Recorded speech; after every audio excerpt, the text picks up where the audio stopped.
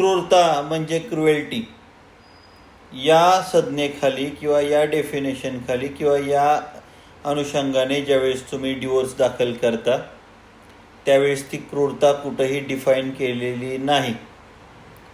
तुम्हाला जी गोष्ट सहन होत नाही, जी तुमच्या स्वातंत्र्यास बाधा आणणारी आहे, जी तुमच्या रोजच्या जीवनात बाधा आणणारी आहे, तुमचा जो रोजचा टाईम टेबल आहे, रोजचे जीवन आहे त्याला सरकवणारे आहेत, तुम्हाला त्या गोष्टी सहन होत नाहीत, ती म्हणजे क्रूरता.